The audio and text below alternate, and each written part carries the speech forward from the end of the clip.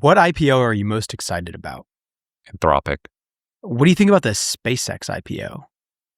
Fuck, this is like such a raw topic for me because I invested in SpaceX at $33 billion, and the fund that I invested in claimed to have run out of money to pay their legal bills in California at $220 billion and forced us out of the stock. They sold the fund.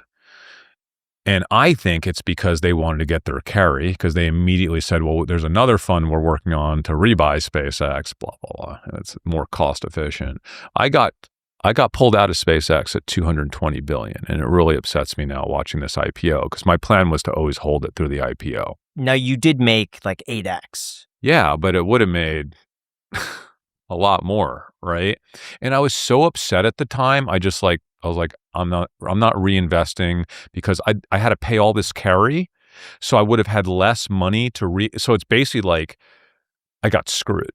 And out of spite, I wanted nothing to do with SpaceX at that point.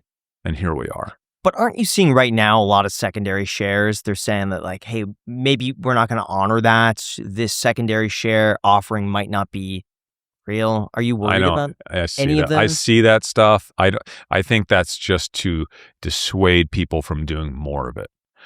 I don't think that Sam Altman or Elon or Anthropic are actually going to go to investors who invested through an SPV that was maybe unauthorized and say, we're taking your shares back. They don't want that PR hell.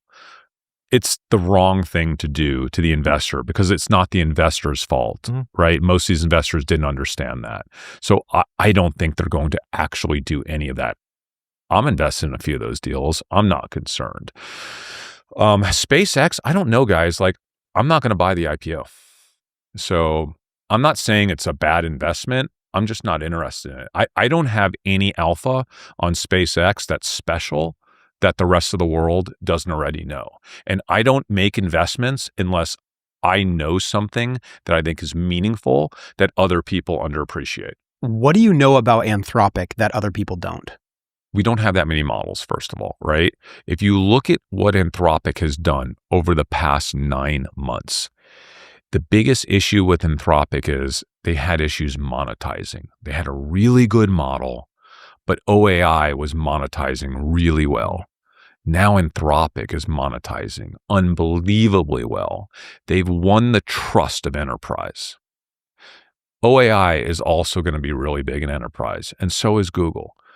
But Anthropic is a company that has been really prudent.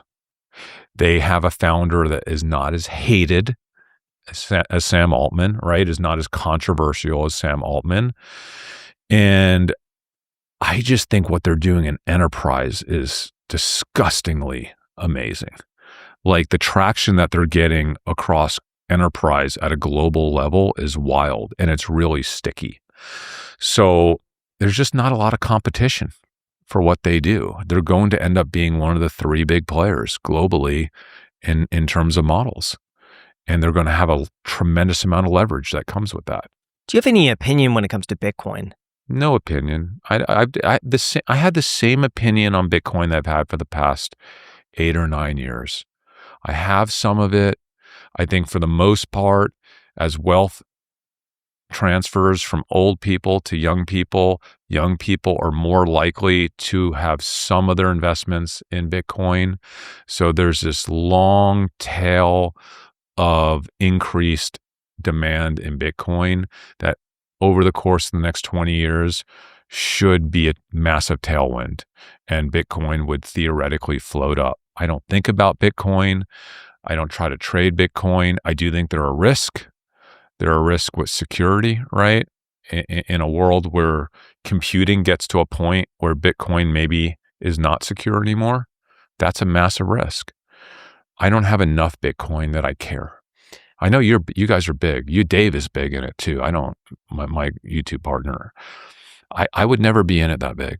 I don't understand having more than a point or 2 or 3 in Bitcoin. Last time we had you on the show, we asked you who are the best founders of our lifetime, and your answer went pretty viral a few different times. And I think you said Jensen. Yeah. I think you said Vlad. Yeah. And he might have said Elon as well. Yeah. And I'm curious if anything has changed in the past couple of months with how quickly stuff has also changed. I think you have to give Amazon and Jesse here, right? And Amazon, a big nod to what he did. They were late to AI, which was scary for a company like Amazon. And they have now made the moves, the $200 billion of CapEx that they knew they were going to get crushed for that. And they did get crushed for that.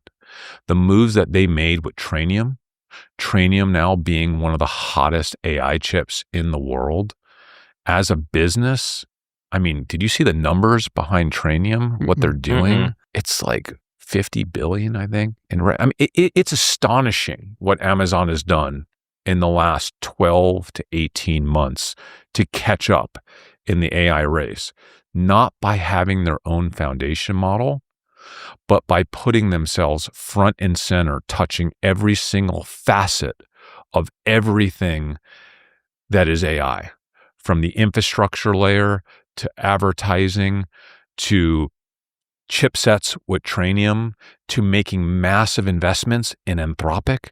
I mean, Amazon's investment in Anthropic could end up netting them $200 billion easy when they IPO. Okay, so everyone was so worried that Amazon upped their CapEx this year to $200 billion. They might make $200 billion just on their Anthropic investment. Okay, they now made a massive investment in OpenAI. And I know OpenAI is a controversial company, but listen, Sam just won the lawsuit today against Elon that basically sets the runway for their IPO. Amazon just put $50 billion into OpenAI. And with that, also attaches OAI to the Amazon ecosystem now. So they have two of the big three, Google being the third, basically tied in to Amazon infrastructure in perpetuity, probably forever. I mean, it was just a ballsy move. I saw Elon said the only reason he lost was because of a technicality of a calendar. That's not true. I've been following the case, and essentially many of the things that Elon said he did, or the relationships or things that he did with OAI in the early days, the documents proved something different. So I'm not going to get too into it. Yeah. I've just been following it for fun. The case was not nearly as strong in Elon's favor as I anticipated it would be. And I expected him to lose the case once I actually saw the docs and what went down in the early days of OpenAI. It was very clear to me that he was going to lose the case. I didn't speak about it because I would have gotten trashed for it. I'm not anti-Elon at all. I want Elon to win. I mean, Elon is the guy that's going to change the world for the better by making big ballsy moves in robotics and everything else. So like, I'm not anti-Elon, just objectively, I thought a few weeks ago, there's no way he's winning this case. And sure enough, he lost. But anyway, it sets the stage for a massive IPO window for OpenAI that will also benefit Amazon. So I would add him to the list. I think you have to. And, you know, I said it before, like, I think Amazon's going to double from here. I mean, I'm not a price guy, but I just think the runway's massive. Now, I gotta say, one thing that I've noticed by talking to a lot of entrepreneurs is that all of them want to use AI, but they don't know how it'll actually work inside their business. Like, it's one thing to use AI to write an email, but it's another to have it handle incoming calls, set appointments, answer questions, and talk to customers in real time. And that's where today's sponsor, 11 Agents by 11 Labs, comes in. It's a platform that lets businesses build real-time AI voice agents for sales, support, operations, inbound calls, and more. What's really impressive is just how fast it is to set up. You could launch voice agents in minutes, and they could speak in over 70 languages. Here's an example. ¿Podrías decirme qué tipo de ayuda necesitas? It also works with tools businesses already use like Salesforce, HubSpot, Zendesk, Google Calendar, and Twilio. So instead of having to change up your entire workflow, it fits right into the systems that you already have. And you could train these agents using your own knowledge base, SOPs, and policies. That way, the responses seem consistent within your business instead of just sounding generic. Plus, with Expressive Mode, they give you way more control over the tone and delivery so the conversations sound way more natural and human. So try out 11 Agents by going to 11labs.io/icedcoffeehour to get started today for free. Again, that link is down below in the description. Thank you so much. Now let's get back to the episode.